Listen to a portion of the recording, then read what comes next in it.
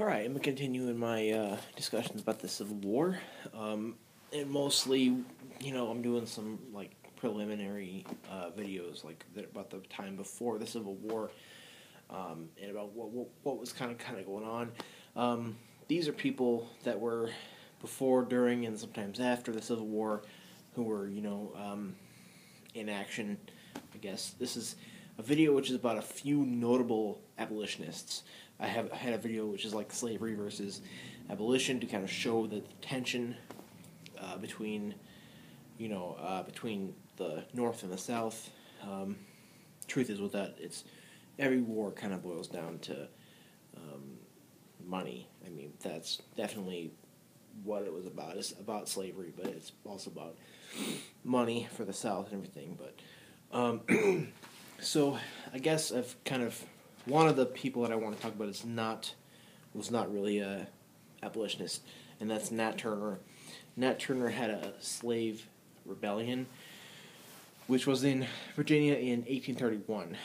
Nat Turner was a slave, and he had a rebellion where he killed 55 to 65 white men or slave owners that were on the plantation that he was a slave at, and pretty much that rebellion was quelled within a few days. However, Turner he pretty much hid and kind of was unscathed through all that. He was still alive throughout his little rebellion. And there were other notable rebellions to speak of, but I wanted to note that and how there were some rebellions that occurred with slaves within a plantation. So on to the actual abolitionists. A abolitionist, if you didn't know, is someone before and during the Civil War period, where they pretty much were people who were advocating the immediate emancipation of all slaves and making slavery illegal. Because the truth is that if this country was a country that is about liberty and freedom and equality, then how there's a double standard there, there's kind of a double standard if you're saying this country, was founded on principles of liberty and equality and pursuit of happiness and freedom, and then you have people that you keep as chattel, that you keep as property. That's a double standard there. So that's kind of what these people were kind of talking about and kind of trying to.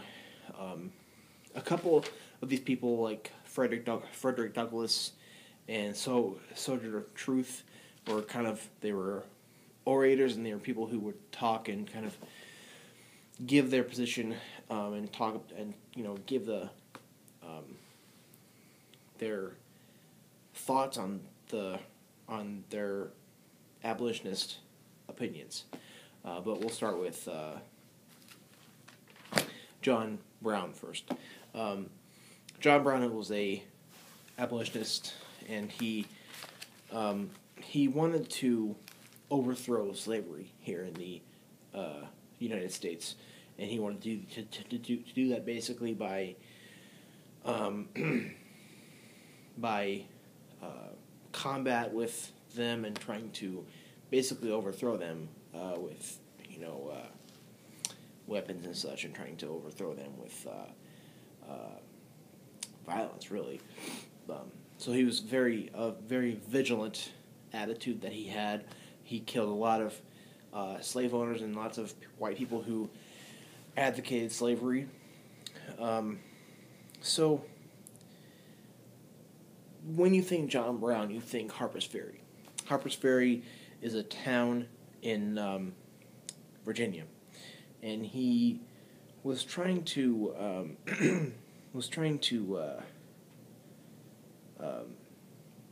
liberate some enslaved African Americans there. So he tried he was caught there. He was caught trying to liberate those slaves, and he was tried for treason in the state of Virginia, found guilty, and he was hanged. He was hanged and killed for his crimes. And this incident at Harper's Ferry was a point of tension, of increasing tension within the Union.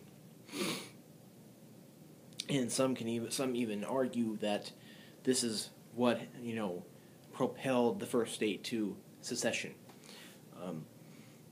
That it was a big point of increasing of tension, and some say that that's kind of what spearheaded brought on the beginning of the war. Another thing to note is John Brown's cave. He had a big tunnel. Same, Tubman did a similar thing. Tunnel that was meant to take slaves to Canada because of things like the Fugitive Slave Act, where they could be returned to their owners if they were found in the North. So he wanted to take them to Canada, so he had an underground tunnel which would take them there. And here in Nebraska, south of here, I'm in Omaha, so south of here in Nebraska City, you can go see a part of that tunnel. And there were lots of different tunnels. Harriet Tubman, another abolitionist who had tunnels underneath or underground, which was meant to transport slaves to free slaves that they had rescued and to bring them to safety. Because it wasn't exactly safe in the North either. The Fugitive Slave Act wasn't really that well enforced, but it still wasn't entirely safe for them in the North either. Tubman helped John Brown in his abolitionist efforts, and she helped him at Harper's Ferry. So she got sick. She was a slave, and she got sick, which made her worth less money as a slave. And in 1849, her and her brothers escaped from slavery. Her brothers were recaptured, and she went to Philadelphia, came back to Maryland to save them. And she was just another notable abolitionist who took slaves underground and to bring them to safety. She had her and John Brown were a couple of notable abolitionists who had vigilant efforts and freed and rescued slaves and put them underground and to take them northward to either up somewhere in the north of the Union or to Canada. And these tunnels were not big either. They were very small tunnels, so it wasn't exactly like they were home free and they had a great life. It was still just a really difficult time, for them, even when they were freed in that tunnel too. So it was just like but that John Brown and Harriet Tubman were two just really vigilant and active abolitionists. Not to say that Frederick Douglass and Sojourner Truth were not. Frederick Douglass was he was a orator, writer, and he escaped from slavery, and he spoke a lot, he wrote a lot, and he was just advocating that everybody, whether you're black or you're male or female, we're all equal, and we should have a country which is based on those principles. Same with that double standard that we have, or that we had then, where we had a country that was supposed to be built on principles like liberty and equality and freedom, and we had people who were people that we considered less than, and that we considered as chattel. So Douglass had a lot of effects. His speaking and his books, the stuff he wrote did have effects. He did have quite a effect on the way people thought. Sojourner Truth, that wasn't her real name, but she had that name. She adopted that name. She she escaped from slavery in New York. She recruited blacks in the Union Army during the Civil War, and she